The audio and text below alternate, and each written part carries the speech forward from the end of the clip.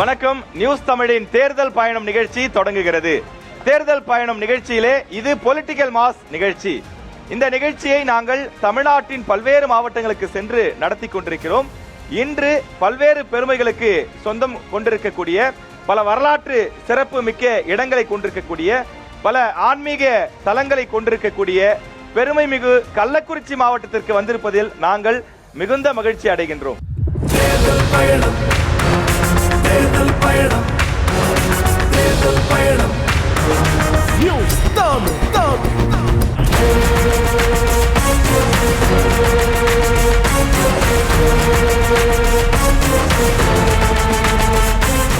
திராவிட முன்னேற்ற கழகத்திலிருந்து வந்திருக்கக்கூடிய மரியாதைக்குரிய கொள்கை பரப்பு துணை செயலாளர் அண்ணன் பெருனர் கிள்ளி அவர்களை வருக வருக என்று வரவேற்கின்றோம். வணக்கம். அதே போல அதிமுகவிலிருந்து சட்டமன்ற உறுப்பினர் செந்தில்குமார் அவர்கள் வந்திருக்கின்றார். அவரையும் வருக வருக என்று வரவேற்கின்றோம். அதே போல இந்த நிகழ்ச்சியிலே பங்கேற்பதற்காக வந்திருக்கக்கூடிய தமிழக வெற்றி கழகத்தின் சார்பிலே இங்கே வந்திருக்கக்கூடிய சங்கராபுரம் தொகுதியினுடைய வேட்பாளராக அறிவிக்கப்பட்டிருக்கக்கூடிய ஜெகதீச பாண்டியன் அவர்கள் வந்திருக்கின்றார். அவரை அன்புடன் வரவேற்கின்றோம்.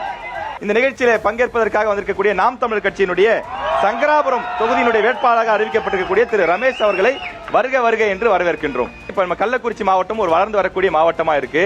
இந்த மாவட்டத்திற்கு திமுக செய்த நன்மைகள் என்ன, கொண்டு வந்த திட்டங்கள் என்ன, நீங்கள் தொடரலாம். வளர்ந்து வருகிற நகரத்தில் கள்ளக்குறிச்சியிலே பெருக்கெடுத்த மக்கள் தொகை, அன்றாடம் நடைபெறுகிற விபத்துகளை கணக்கில் கொண்டு புறநகர் பேருந்து நிலத்தை கையகப்படுத்தி வழக்கு மன்றத்திற்கு எதிர்கட்சியாக நமது சட்டமன்ற உறுப்பினர்கள் எல்லாம் எடுத்த வழக்கை தடுத்து தகர்த்து 16 கோடி ரூபாய்க்கு பேருந்து நிலையத்தை அமைத்து தந்திருக்கிறோம்.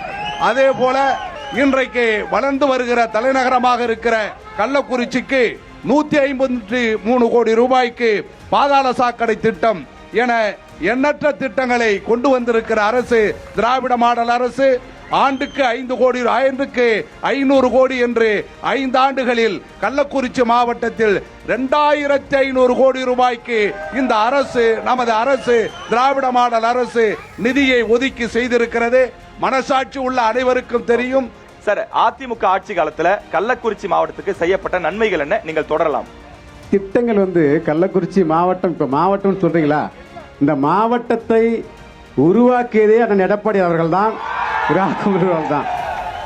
குடிநீர் வசதி தீர்த்ததும் இந்த மருத்துவ வசதி தீர்த்தது மிக மிக முக்கியமான ஒரு மருத்துவ வசதி. மருத்துவ கல்லூரி கொடுத்து, மருத்துவமனைகளை கொடுத்து, மிக கட்டிடங்களை புதுக்கிறது 400 கோடிக்கு மேல மதிப்பீடுல அண்ணன் எடப்பாடி அவர்கள் கொடுத்த கட்டடம் தான் மருத்துவ கல்லூரி கட்டடம். அதே போல மாணவர்கள் கல்வியில மாணவ செல்வங்கள் படிப்பதற்காக அரசு கலை கல்லூரி நிறுவனது. ஆனா அண்ணாவோட முன்னேற்ற கழக ஆட்சியில் தான் மாண்புமிகு அம்மா அவர்கள் கொடுத்தது 2014 கொடுத்தாங்க. ஆகையினால இந்த பகுதியின் வளர்ச்சிக்கு, கல்வியில வளர்ச்சி, குடிநீர்ல வளர்ச்சி, சுகாதாரத்தில் வளர்ச்சி, சாலை மேம்பாட்டில் வளர்ச்சி, இப்படியான திட்டங்களை கொடுத்தது அண்ணன் எடப்பாடி அவர்களும் அண்ணன் குமரவேல் அவர்களும் தான் இந்த பகுதியில் கொடுத்தார்கள். அண்ணன் மோகன் அவர்கள். அடுத்ததாக நாம் தமிழர் கட்சி. நாம் தமிழர் கட்சி தொடர்ந்து ஆட்சிக்கு வரணும்னு பல கட்ட போராட்டங்களை செஞ்சிட்டு இருக்கீங்க, முயற்சிகள் தொடர்ந்து செஞ்சிட்டு இருக்கீங்க. உங்களுடைய இந்த போராட்டங்கள் என்னெல்லாம் இந்த மாவட்டத்தில் முன்னெடுத்திருக்கீங்க? நீங்கள் செய்த மக்கள் நல திட்டங்கள் அல்லது மக்களுக்கான நன்மைகள் என்ன இந்த மாவட்டத்துக்கு? சின்னசேலம் அரசு மருத்துவமனை, அது அந்த மருத்துவமனைக்கு செல்ல வேண்டும் என்றால் ரயில் பாதையை கடந்துதான் செல்ல வேண்டும். அந்த ரயில் அவசர காலத்தில் ஒரு பாம்பு தீண்டினாலோ அல்லது ஒரு உயிர் போகும் நிலையில் இருந்தாலோ அந்த ரயில் பாதையை கடந்துதான் அவர்கள் செல்ல முடியும். ரயில் சென்று கொண்டிருந்தால் அவர்கள் நின்றுதான் போக முடியும். அந்த உயிரை காப்பாற்ற வேண்டும் என்பதற்காக நாங்கள் வைத்தது ஒரு பாலம் அமைக்க வேண்டும் அல்லது ஒரு சப்வே அமைக்க வேண்டும் என்று சொல்லி நாங்கள் போராடினோம். கச்சராயபாளையத்தில் கூட்டுறவு சக்கர ஆலை இருக்கிறது. ஒப்பந்த தொழிலாளர்கள் 15 ஆண்டுகளுக்கு மேலாக பணி செய்கிறார்கள். அவங்களை நிரந்தரப்படுத்த சொல்லி நாங்கள் போராடினோம். மூங்கில் துறைப்பட்டு சக்கர ஆலை இருக்கிறது. அது அங்கே உள்ள ஒப்பந்த பணியாளர்களை நாங்கள் நிரந்தரப்படுத்த சொல்லி போராடினோம். சரி, ஓகே ஓகே, நன்றி. இந்த காம்பினேஷனே ஒரு மாதிரி ரொம்ப வித்தியாசமா இருக்கு சார். ஒரு மாதிரி ஜாலியா இருக்கு. திமுக வர்சஸ் அதிமுகன்னு ஒரு பக்கம் இருக்கு, நாம் தமிழர் வர்சஸ் டிவிகே இருக்கு. எல்லாரும் நண்பர்கள் தான் அப்படின்னாலும் கொள்கை ரீதியா நான் சொல்றேன், ஒரு மாதிரி நல்லா இருக்கு. ஓகே, தமிழக வெற்றி கழகம் இந்த மாவட்டத்துக்கு என்னென்ன போராட்டங்கள் செஞ்சிருக்கீங்க? நம்ம இன்னும் ஆட்சிக்கு வரலனாலும் இந்த மக்களுக்கான பணிகள், ஏன்னா ரசிகர் மன்றம் காலத்துல இருந்தே இங்க நிறைய தோழர்கள் இருந்திருக்காங்க, அவங்க என்ன மாதிரியான திட்டங்களா செஞ்சிருக்காங்க, நீங்க பட்டியலிடலாம். ஒரு ஏழை இயக்குனர் வீட்டில் பிறக்கும் போது எங்கள் வெற்றி தலைவர் இயலாத காரணத்தினால் தான் பிறந்த மருத்துவமனையில் பிறக்கும் ஒவ்வொரு குழந்தைகளுக்கும் தங்க மகள் திட்டம் என்று ஆட்சி அதிகாரத்தில் இல்லாத போதே செய்தி காட்டியது விஜய் மக்கள் இயக்கம். ஐயா அமருங்க, என்ன பேச விடுங்க. நீங்க வேணா நீங்க இது வந்து பேசுங்க. சட்டசபை இல்ல. அண்ணா அண்ணா, நீங்க பேசுங்க, நீங்க பேசுங்க, நீங்க பேசுங்க. இல்ல இது சட்டசபை இல்ல. நீங்க புரியுதுங்களா?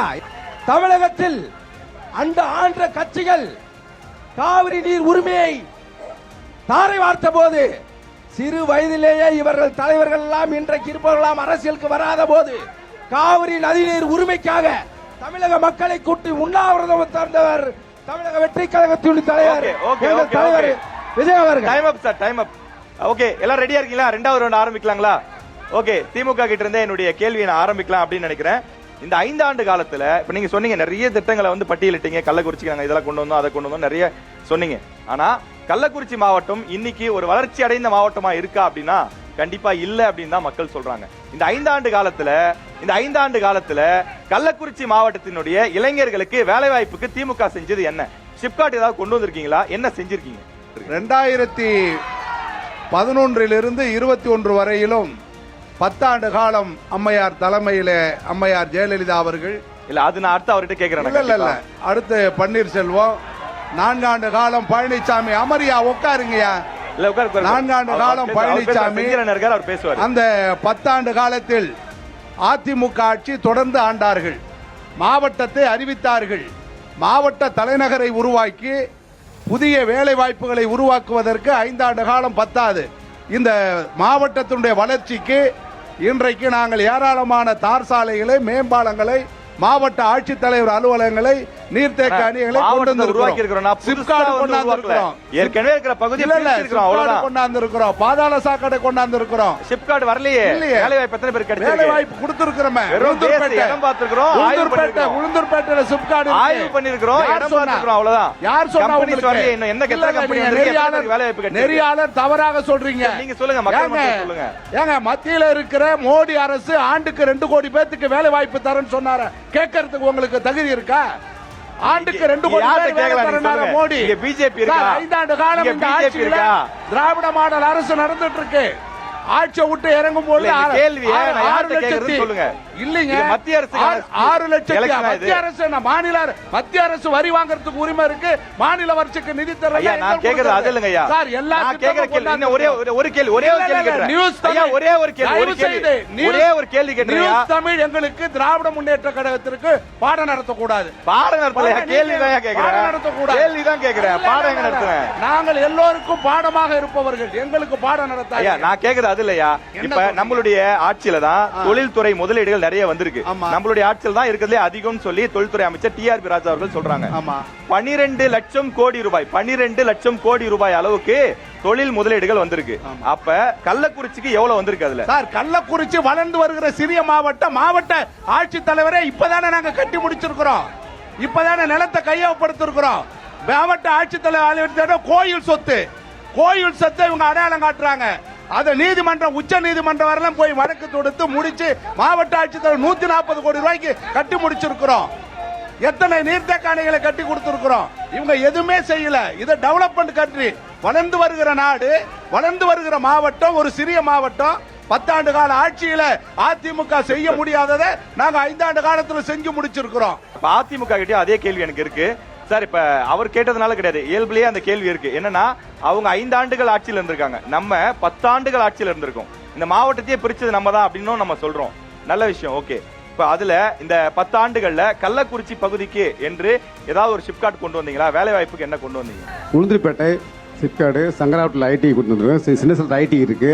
அந்த மாதிரி தொழில் பயிற்சி மையம் சங்கராபுரத்தில் கட்டுகிறோம். ஐயா, தொழில் பயிற்சி மையம், ஓகே.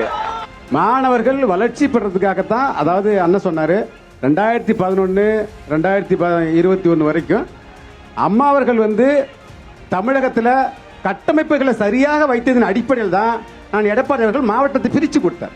மாவட்டத்தை பிரித்து கொடுத்தது மட்டுமல்லாம பாலிடெக்னிக்கு, தொழிற்பேட்டை, இந்த இப்படியான மாணவர்கள், அதாவது தொழில் சார்ந்து மாணவர்கள் வளர்ச்சி முன்னுக்கு செல்வதற்கான முயற்சியை அண்ணாதிராவிட முன்னேற்ற கழகம் கடந்த 10 ஆண்டுகளில் எடுத்திருக்குது. இந்த 5 ஆண்டுல இவங்க என்ன எடுத்தாங்கன்றதான் இங்க நீங்க கேட்கணும் கேள்வி. அப்படி எந்த நான் அவர்ட்ட திட்டமும் அவர்கள் வந்து கொண்டுட்டு வரல. அவர்ட்ட கேட்க வேண்டியது நான் கேட்டுட்டேன். அவங்க கொண்டுட்டு வரல. நாங்கள் கொண்டுட்டு வந்தது தான் இன்னமும் அவங்க ஸ்டிக்கர் ஒட்டிட்டு இருக்காங்க. நாங்க கொண்டுட்டு வந்த கல்லூரியில் தான் அவங்க படிச்சிட்டு இருக்காங்க. கல்லூரி இல்ல சார், கல்லூரிக்கு நாங்கள் கொண்டுட்டு வந்த கல்லூரிக்கு நான் கேட்ட கேள்வி வேலை வாய்ப்புக்கானது. வேலை வாய்ப்புக்கான இது சங்கராபுரத்தில் வந்து கட்டிக்கிறோம், பாலிடெக்னிக் கட்டிக்கிறோம், ஐடி கட்டிக்கிறோம். இந்த திட்டம்லாம் மாணவர்களுக்கு தேவையானது தானே அது. ஓகே, அவங்க படிச்சுட்டு வேலை போறதுக்கான விஷயம். நமது சட்டமன்ற உறுப்பினர், கள்ளக்குறிச்சி சட்டமன்ற உறுப்பினர் இளவல் செந்தில் பொய்ய மெய்யாக்குறதுல வல்லவரா இருக்கிறார். அவர் இந்த 5 ஆண்டு காலம் திராவிட மாடல் அரசியல சட்டமன்ற உறுப்பினரா இருந்தார். அவருக்கு நல்லாவே தெரியும். உளுந்தூர்பேட்டையில சிப்காடு துவங்கி காலனி தொழிற்சாலை ஆண்டுக்கு 20,000 கோடிக்கு, அதாவது 20,000 கோடி முதலீட்டில் ஏறத்தாழ 20,000 பேருக்கு வேலை தருகிற திட்டம் அமுல்படுத்தப்படுகிறது. பணி நடந்துகிட்டு இருக்கு. ஆனா அவருக்கு தெரியும், பொய்ய சொல்றாரு. இல்லனா அதுலதான் விஷயம். அது செயல்பாட்டுக்கு வரலையே. வந்துரும் ஒரு அடித்தளமிட்டு அந்த லெவல்ல இருக்கு. குழந்தை பிறந்திருக்கு, வேலை வாய்ப்புக்கு அது செயல்பாட்டுக்கு வரலையே, அதுதான் கேள்வி. அதாவது அவர்கள் இருங்க ஒரு நிமிஷம் செந்தில், கொஞ்சம் தயவு செய்து எம்எல்ஏ அமைதியார். அதாவது இந்த மாவட்டம் வளர்ந்து வருகிற மாவட்டம். நீங்க பேர் வச்சுட்டு போனீங்க, நாங்க அதற்கு எல்லா வாய்ப்பையும் கொடுத்து மாவட்ட ஆட்சித்தலைவர் அலுவலகத்தை கொடுத்து ஏறத்தாழ 200 கோடி ரூபாய் செலவு பண்ணி இருக்கிறோம். உளுந்தூர்பேட்டையில 20,000 கோடி இருக்கு. சிப்காட் நடந்துட்டு இருக்கு. திராவிட முன்னேற்ற கழகம் செய்ததையும் செய்ய போறதையும் தொலைநோக்கோடு ஆட்சி நடத்துகிற ஒரே இயக்கம் இந்தியாவில் தமிழ்நாடு தான். சரி, ஓகே, நன்றி நன்றி. அதாவது நாம் தமிழர் கட்சி தம்பி வழக்கம் போலவே எனது அருமை சகோதரர் சீமானை போலவே அவர் ஒரு குற்றச்சாட்டு வைக்கிறார். என்னன்னா இந்த ஆட்சியில சிக்கல் நிறைய இருக்குன்னு. உங்களுக்கு தயவு செய்து சொல்ற, சிக்கல் ஆட்சியில் இல்ல, உங்க சிந்தனையில் இருக்கிறது. இல்ல இல்ல இல்ல இல்ல பொதுக்குறை இல்ல. ஒரு வரியில அதாவது போற போக்குல எதை வேணாலும் குற்றம் சுமத்தலாம் அப்படின்லாம் சொல்லிடாதீங்க. அண்ணன் மேடை பேச்சு பேசிட்டு இருக்காரு. நான் என்ன கேக்குறேன், தொழிற்பேட்டை அண்ணன் சொல்றாரு, தம்பி சைடு ப்ளீஸ், இல்ல அமைதி அமைதி. தொழிற்பேட்டையில எத்தனை மாணவர்கள் இப்ப படிச்சிட்டு இருக்காங்கன்னு சொல்ல சொல்லுங்க. ஒண்ணு நீ பாயிண்ட் பாரு சொல்லலாம். திட்டம் நிறைவேற்ற எத்தனை ஆண்டுகள் ஆகும்னு சொல்லிடுங்க. எத்தனை ஆட்சி காலம் ஆகும்னு 20,000 கோடி நான் சொல்றேன். 20 கோடில அது எத்தனை பேருக்கு வேலை கொடுத்திருக்கீங்கன்னு கேட்டேன். ஏன்னா இன்னும் கட்டி முடிக்கப்படல. மருத்துவ கல்லூரி கட்டி எங்களுக்கு வாய்ப்பு கொடுங்க. மாணவர்கள் மருத்துவர்களாக பணியாற்றி கொண்டிருக்கிறார்கள். 7.7% இடஒதுக்கீட்டுல எடப்பாடி கொண்டு வந்த 7 தமிழ்நாடு முழுக்க வந்துட்டோம்.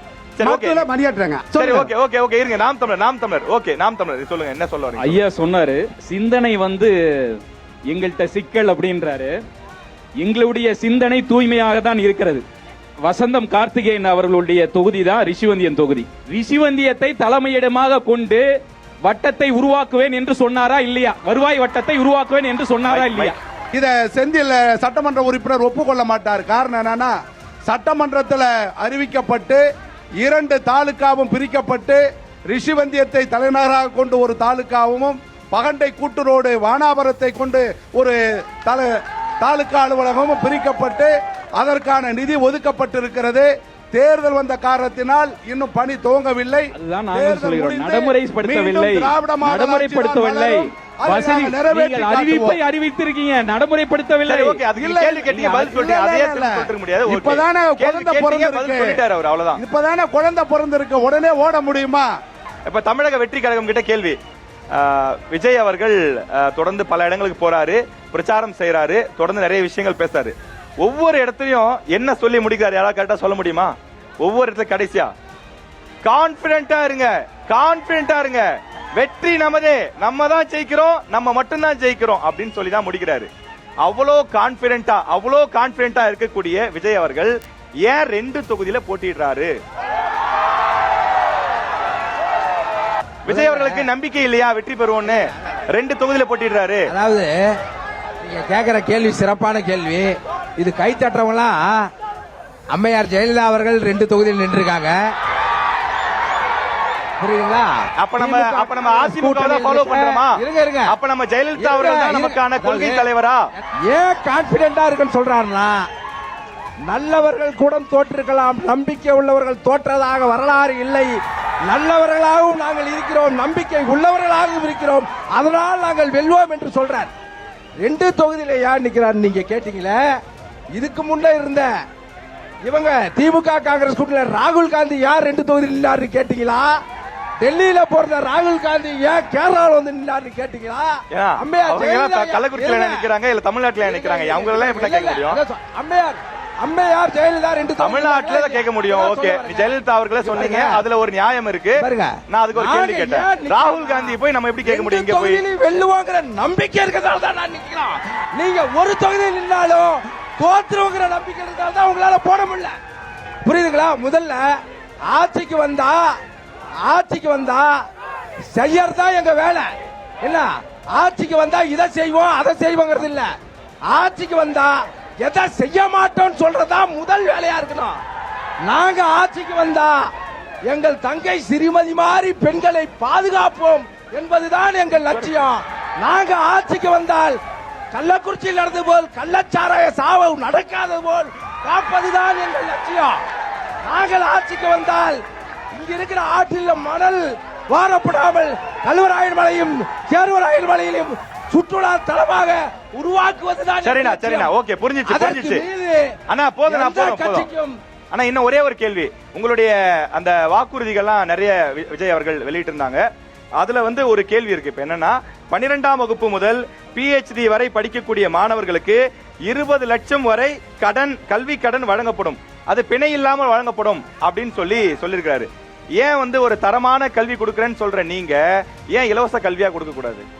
நம்ம மாற்று அரசியல் சொல்றோம். அதுல வந்து சரியா சொல்லிருக்காரு. நான் சரியா தான் சொல்லிருக்கேன், கரெக்டா தான் படிச்சேன். அவர் சொன்னதை கரெக்டா தான் சொல்லிருக்கேன். எங்க தலைவரும் சரியா தான் சொல்லிருக்காரு. கண்டிப்பா. நீங்க அதனுடைய தேர்தல் வாக்குறுதி முழுமையாக வருகிற போது அதுல எல்லாமே இருக்குது. புரியுதுங்களா? இதுவரைக்கும் ஆண்டவர்கள் ஏன் தள்ளன்னு அவரை பார்த்து கேட்காத, வர நம்மள பார்த்து அவங்க சரியா. நீங்க தான் மாற்று அரசியல் சொல்றீங்க.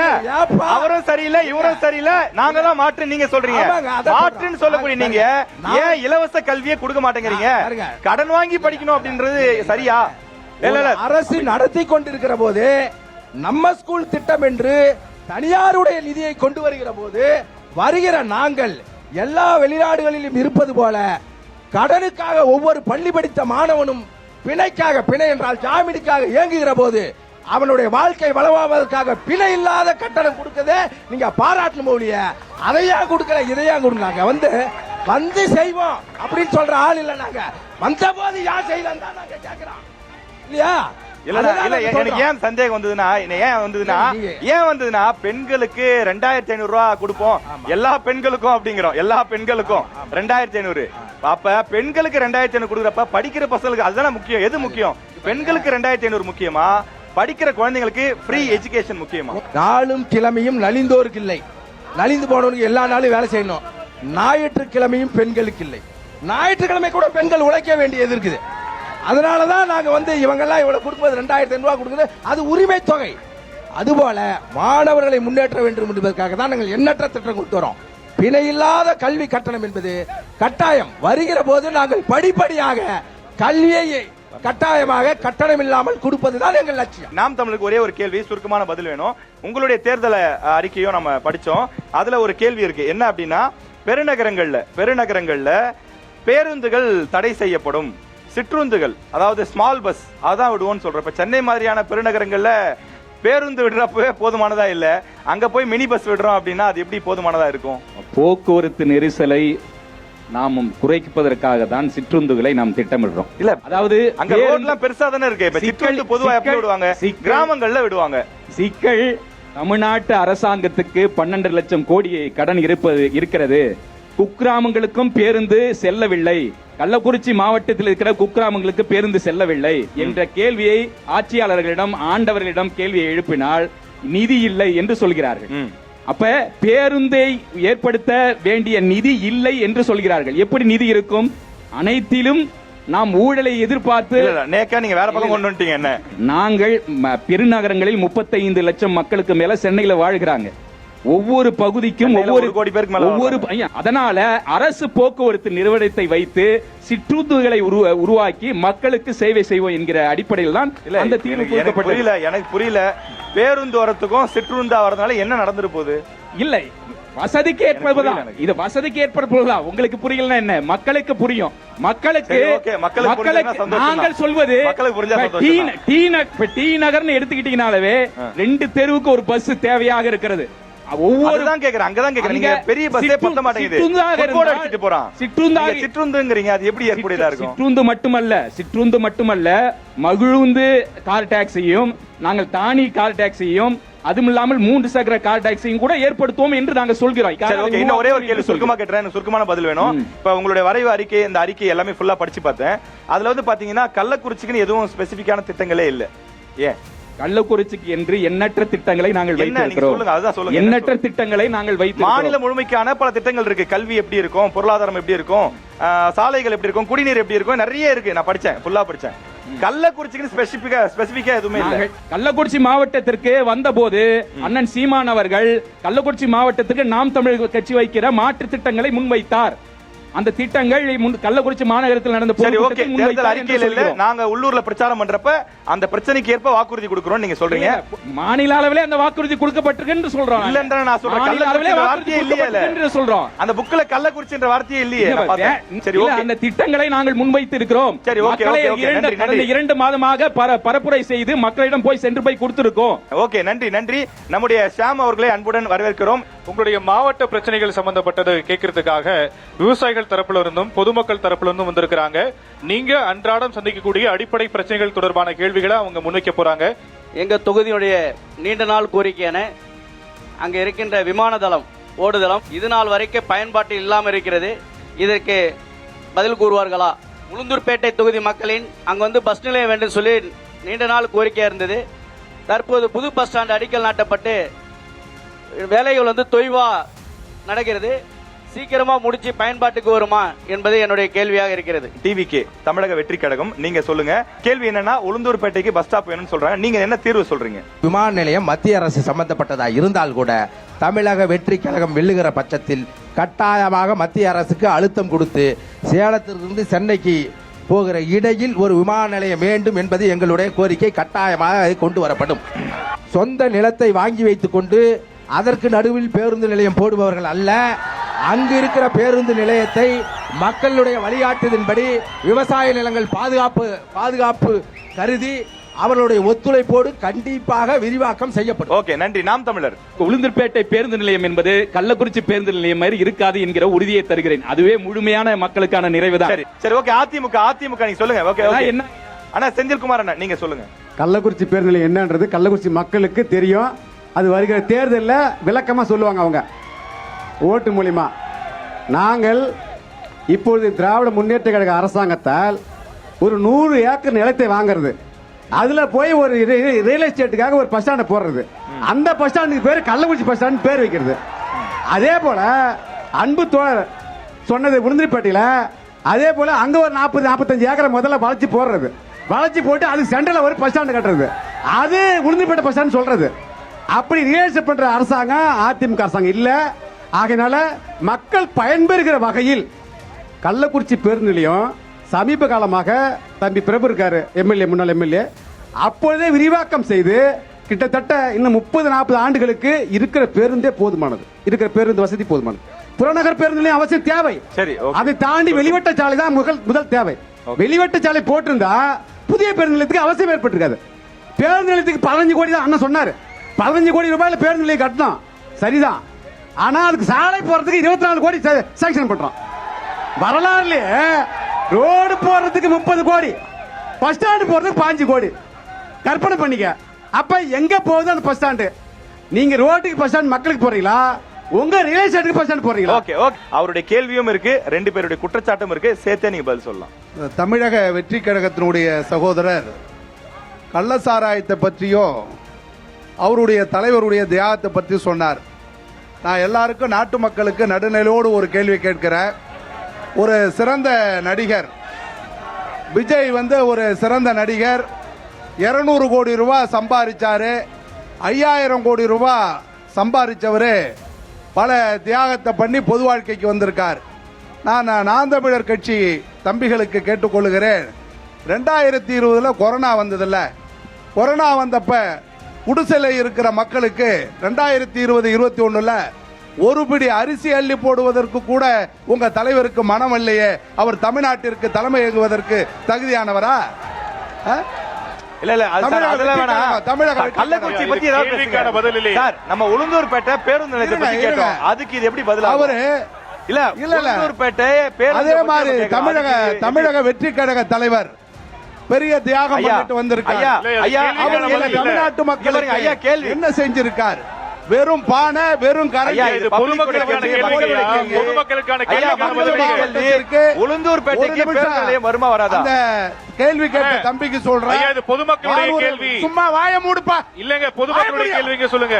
பொதுமக்கள் இருங்க பொதுமக்களுடைய கேள்விக்கான பதில் சொல்லுங்க. அண்ணா இருங்க, ஒரு நிமிஷம் இங்க பாருங்க. பொதுமக்களுடைய கேள்வி என்ன? அதற்கும் விஜய் குற்றச்சாட்டுக்கு சம்பந்தம் இல்ல. உளுந்தூர்பேட்டைக்கு அண்ணா இங்க பாருங்க. உளுந்தூர்பேட்டைக்கு அண்ணா இங்க ஒரு நிமிஷம். நிலத்தை கையகப்படுத்தி பேருந்து நிலையத்திற்கான அடிக்கல் நாட்டி நிதி ஒதுக்கப்பட்டிருக்கிறது. விரைவில் திராவிட மாடல் ஆட்சி மலரும். அதிநவீன பேருந்து நிலையம் அங்க வழங்கப்படும். ஒண்ணு. வானூர்தி நிலையத்தை கேட்டாரு. அவருடைய வசதிக்கு இந்த குட்கிராமத்தில் சென்னையில இருந்து உலகளாவிய அளவில் வானூர்தி நிலையத்தில் பயணம் செய்கிற அளவிற்கு பொருளாதாரம் வளர்ந்திருக்கிறது என்றால் அது திராவிட மாடல் ஆட்சி கொடுத்திருக்கிற தெம்பு. Okay okay. ஆகவே உங்கள் நம்பிக்கைக்கு நாங்கள் வானூர்தி நிலையத்தை மாவட்டம் தோறும் மருத்துவக் கல்லூரி எப்படி முத்தமிழறிஞர் கலைஞர் கொண்டு வந்தாரோ மாவட்டம் தோறும் வானூர்தி நிலையத்தையும் ஓகே, கொண்டு ஓகே, வருவோம். ஓகே, நன்றி. எனவே சாம், அடுத்த கேள்வி. தமிழ்நாட்டின் சாம், அடுத்த கேள்வி. நேரடி நெல் கொள்முதல் நிலையம் பாத்தீங்கன்னா அதுக்கெல்லாம் ஒரு நிரந்தரமான கட்டிடங்கள் அமைச்சு கொடுக்கணும். உடனடியா இப்ப எப்படி இருக்கு? இப்ப வந்து திறந்த வெளி இடத்துல கொட்டி கிடக்குதுங்க. தார்பாய் போட்டு மூடி இருக்காங்க. தார்பாய் போட்டு மூடி இருக்காங்க. அது வந்து எங்கேயுமே இல்லீங்களா? மாவட்டம் முழுமைக்கு எங்கேயுமே இல்லையா? 26 சென்டர் இருக்குங்க. கள்ளக்குறிச்சி மாவட்டத்தில் 26 நேரடி கொள்முதல் நிலையம் இருக்குது. அது ஒரு சென்டர் கூட அதுக்கான பாதுகாப்பான வசதி கிடையாது. அதை நிரந்தரமான ஒரு வசதியை ஏற்படுத்தி கொடுக்கணும். வரக்கூடிய அரசுகள் ஏதா இருந்தாலும் அது நிரந்தரமான ஒரு எல்லாருக்குமான கேள்வியை நான் இந்த நேரத்தில் வலியுறுத்தி கொள்கிறேன். நீங்க சொல்லுங்க, உங்க என்ன தீர்வு வச்சிருக்கீங்க? ஒரு இடத்துல கூட நெல் கொள்முதல் நிலையங்கள் இல்ல. அதாவது போதுமான பாதுகாப்பு இல்ல, கிடங்கு இல்ல. தமிழக வெற்றி கழகம் 3 மாதத்திற்கு முன்பாகவே ஒழுங்குமுறை விற்பனை கூடமும் விவசாயிகளுடைய விளைபொருள் பாதிக்கப்படக்கூடாது, மழை பெய்ஞ்சு அது முளைப்பு தட்டி அவர்களுடைய உரிமை பாதிக்கப்படக்கூடாது என்று அவர்கள் போராடி இருக்கிறார்கள். இரண்டாவது, இப்பொழுதுதான் கரும்புக்கு குவிண்டாலுக்கு அவர்கள் சொன்ன ஆட்சியில் சொன்ன இதை இப்போதான் 4650 ரூபாய் கொடுப்போம் என்று சொன்னார்கள். கட்டாயமாக உங்களுடைய கோரிக்கை ஏற்றுக்கொள்ளப்பட்டு ஒவ்வொரு யூனியன் ஆபீஸ்லயும் நீங்கள் சிறு குறு விவசாயிகள் பயன்படுத்துகிற அளவிற்கு இலவசமாக கரும்பு வெட்டும் இயந்திரத்தை எங்களது தமிழக வெற்றி கழகம் வழங்கும். நாம் தமிழர். நெல் கொள்முதல் நிலையங்களில் நடக்கும் முறைகேடு என்னன்னா, மூட்டைக்கு 50 ரூபா 100 ரூபா என்று லஞ்சம் வாங்கப்படுகிறது. கள்ளக்குறிச்சியில வாங்குறாங்களா? கள்ளக்குறிச்சியிலும் வாங்குறாங்க, எல்லா பகுதிக்கும் வாங்குறாங்க. டெல்டால வாங்குறதா குற்றச்சாட்டு இருக்கு. குறிப்பிட்டே சொல்கிறேன், கச்சராபாளையத்தில் அம்மாப்பேட்டை பகுதியில் இருக்கிற நெல் கொள்முதல் நிலையமும் அக்கராபாளையத்தில் நிற்கிற நெல் கொள்முதல் நிலையத்தில் மூட்டைக்கு 50 ரூபா வாங்கப்படுகிறது. உண்மையான நேர்மையான ஆட்சி வந்தால் நெல் கொள்முதல் நிலையம் மட்டுமல்ல, கள்ளக்குறிச்சி மாவட்டத்தில் மக்காசோளம் பயிரிடப்படுகிறது, மஞ்சள் பயிரிடப்படுகிறது, கரும்பு பயிரிடப்படுகிறது. மாநிலத்திலே வேளாண்மையின் வீடு என்று கள்ளக்குறிச்சி தான் நம்ம சொல்கிறோம். அதனால அனைத்து கொள்முதல் நிலையங்களும் நேர்மையான ஒரு ஆட்சி அமைந்தால் எல்லாம் சாத்தியம் தான், நாங்கள் அமைத்தே தீர்வோம். நன்றி நன்றி சார். இப்ப நெல் கொள்முதல் நிலையங்கள்ல லஞ்சம் வாங்கப்படுது, இல்ல வந்து கையூட்டு வாங்கப்படுதுங்கிற குற்றச்சாட்டு இருக்கு. அது இப்ப மட்டும் இல்ல, பல ஆண்டுகளாவே இருக்கு. நம்ம ஆட்சியிலும் சேர்த்தே குற்றச்சாட்டு சொல்றாங்க. இப்ப விவசாயி அவர்கள் வந்து அவர்களே சொல்லிட்டாங்க, எந்த ஆட்சி காலத்துல விவசாயிகள் இருக்கிற மூட்டைக்கு 40 ரூபாய் 50 ரூபாய் வாங்கப்பட்டது, எப்படி தொடங்கப்பட்டதுன்றத ஐயா அவர்கிட்ட கேளுங்க. தொடர்ச்சியா இப்ப தம்பி தோழர் சொல்ற மாதிரி கடந்த அம்மாவுடைய ஆட்சி காலத்துல இதை வாங்கப்பட்டது உண்மைதான் சார். அந்த எவ்வளவு வாங்கினாங்க? 40 ரூபாய் மூட்டைக்கு வாங்கினாங்க. 40 ரூபாய் வாங்கினாங்க. 40 வாங்கல. ஆமா சார். தவறான குற்றச்சாட்டு. சரி, ஓகே, தவறான குற்றச்சாட்டு. உங்களை வாங்கதான் சொல்றாங்க. ஓகே ஓகே ஓகே, உட்காருங்க. நாங்க புரோக்கர் வச்சு எடுத்தோமா? ப்ளீஸ் இதுக்கு என்ன தீர்வு? இல்ல ஐயோ, தயவு செய்து ஒன்று புரிஞ்சுக்கணும். அதிமுக சார்ந்த புரோக்கரா செயல்பட்டு விவசாயிகள் இருந்து யாரும் நெல் கொள்முதல் இதுவரைக்கும் செஞ்சது இல்ல. ஓகே. வருகிற அதிமுக அரசாங்கம் வருகிற காலத்துல அந்தந்த யூனியனுக்கு ஒன்றியத்துக்கு கிட்டத்தட்ட 10 கிராமங்களுக்கு ஒரு பகுதியில கண்டிப்பாக நெல் கொள்முதலிடம் அந்த மூட்டைகளை பாதுகாப்பதற்காக அந்த கிடங்கு கண்டிப்பா கட்டப்படும். திமுக அதாவது அவர் சொல்றது 2011 தொடங்குச்சு, அது இப்ப தொடருதுன்னு சொல்றாரு. ஆட்சியில தொடங்குச்சுன்றாரு. அப்படி ஒரு தவறு நடந்தால் எங்களுடைய சட்டமன்ற உறுப்பினர் இந்த அரசு ஒரு பொழுதும் அனுமதிக்காது. யாராக இருந்தாலும் சட்டம் பாயும். சரி, ஓகே, தேங்க்யூ so much. ஒரே ஒரு கேள்வி மட்டும் இருக்கு, அந்த கேள்வி கேட்டுட்டு அடுத்த ஃபைனல் ரவுண்ட் போயிடலாம் நினைக்கிறேன். கள்ளக்குறிச்சி வரைக்கும் வந்துட்டு அந்த விஷயம் பத்தி பேசாம போனா நல்லா இருக்காது. நான் என்னன்னு இன்னும் சொல்லவே இல்லையே. ஓகே அண்ணா, டிவி கிட்ட இருந்து கேட்கலாம்னு நினைக்கிறேன். ஏன்னா ஏதாவது குற்றச்சாட்டு சொன்னா ஆளுங்கட்சிங்கிற தரப்புல அவங்க பதில் சொல்ல வசதியா இருக்கும். கள்ளக்குறிச்சியில மலைத்தேன் என்று அன்புடன் அழைக்கப்படக்கூடிய கள்ளச்சாராயம் இங்க அதிகமா இருக்கிறதா சொல்லப்படுது. அது உண்மைதானா இல்ல அது ஒழிக்கப்பட்டுருச்சா? எம்ஜிஆர் காலத்தில் விவசாயிக்கு ஒரு பைசா குறைந்ததற்காக கருணாநிதி கொடுத்தார் என்று சொன்னார். ஆனால் விவசாயியை மாரப்ப கவுண்டர், ஆயி கவுண்டர், ராமசாமி கவுண்டர் என்று 1970 சுற்று கொன்றது திராவிட முன்னேற்ற கழக அரசு. நான் கேட்ட கேள்வி என்ன, நீங்க என்ன பதில் சொல்றீங்க? அப்புறம் வாய்ப்பு தரலாம் சொல்றீங்க. நான் கேட்டது கள்ளக்குறிச்சியில இன்னும் கள்ளச்சாராயம் இருக்கா?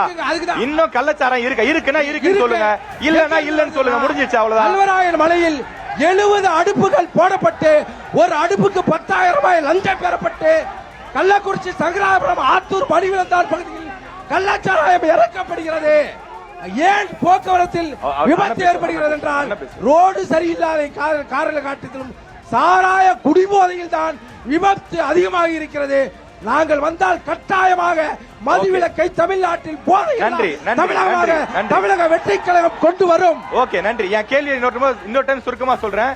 கள்ளக்குறிச்சியில கள்ளச்சாராய விஷயங்கள் இன்னும் இருக்கா? இருக்குன்னா அதுக்கு என்ன தீர்வு? அது எப்படி நீங்க ஒழிப்பீங்க? இதுதான் கேள்வி. அதாவது கள்ள சாராயம் என்பது கல்வராய் மலையில் உற்பத்தி செய்யப்படுகிறது. இங்க உள்ள அனைத்து கட்சி நண்பர்களும் ஒத்துக்கொள்வாங்க. எதனால அவங்க உற்பத்தி செய்யறாங்க? முன்னாடி இருந்துச்சு, இப்ப இன்றும் இருக்கு. ஏன் அது இருக்கு அப்படின்னா அங்க இருக்கிற மக்கள், சாமானிய மக்களுக்கு வேலை வாய்ப்பு என்று அடிப்படை வசதிகள் இந்த 50 ஆண்டு கால திராவிட ஆட்சிகள், அதிமுக ஆட்சி காலத்தில் கொடுக்கப்படுவதில்லை. கள்ளச்சாராயம் இன்னும் இருக்குன்னு சொல்லி 2 கட்சிகளும் குற்றச்சாட்டுகளை முன்வைக்கிறாங்க. அதை தடுக்க நீங்க என்ன தீர்வு வச்சிருக்கீங்க? கண்டிப்பாக நடவடிக்கை எடுக்கப்படும்.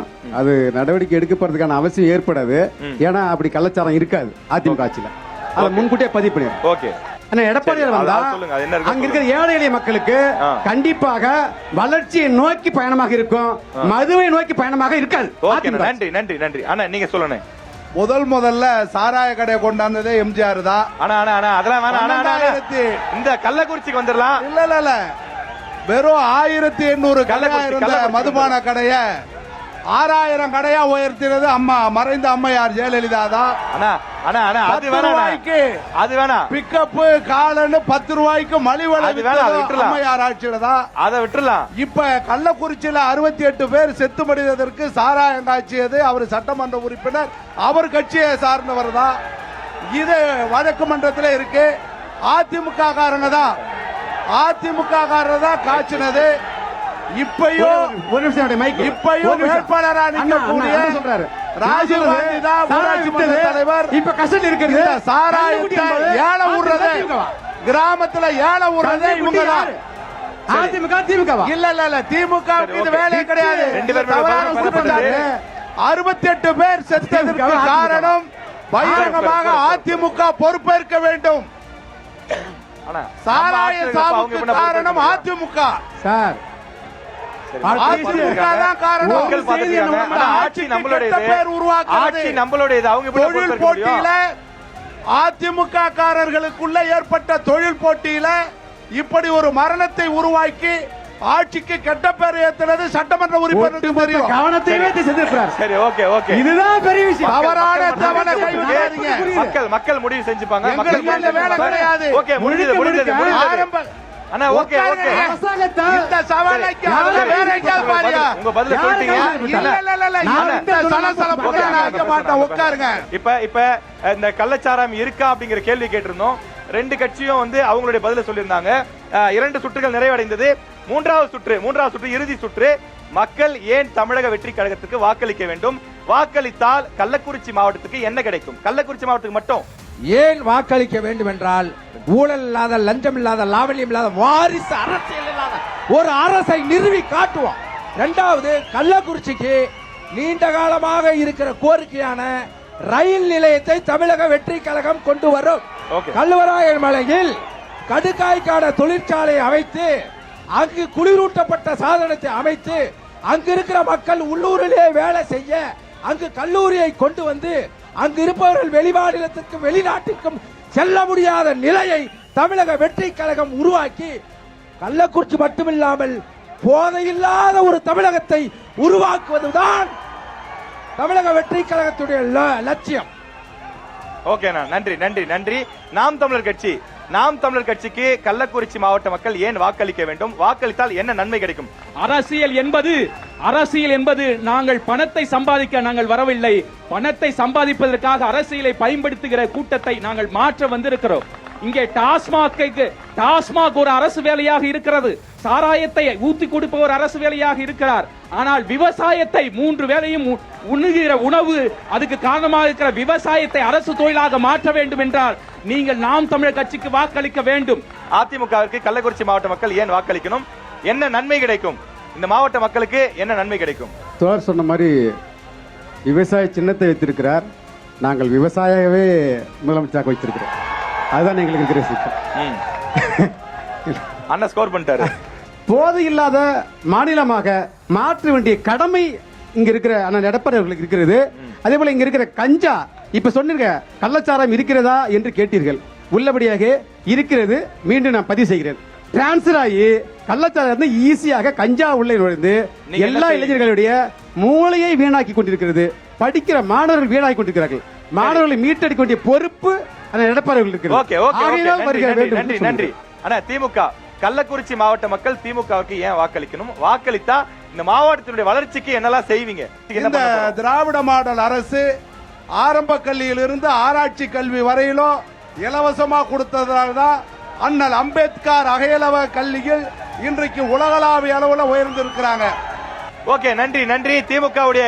திமுகவுடைய விஷயங்களும் கேட்டு பெறப்பட்டது. நியூஸ் தமிழ் தேர்தல் பயணத்தினுடைய இந்த பொலிட்டிக்கல் மாஸ் நிகழ்ச்சி நிறைவடைகின்றது. இவ்வளவு நேரம் இந்த நிகழ்ச்சிக்கு நேரடியாக வந்த 4 கட்சிகளை சேர்ந்த நண்பர்களுக்கும், அதே போல முழுமையான ஒத்துழைப்பு கொடுத்த இங்க இருக்கக்கூடிய நிர்வாகிகள், தொண்டர்கள், அதே போல கள்ளக்குறிச்சி மாவட்டத்தை சேர்ந்த பொதுமக்கள் உட்பட அனைவருக்கும் மனமார்ந்த நன்றியை தெரிவித்துக் கொள்கிறோம்.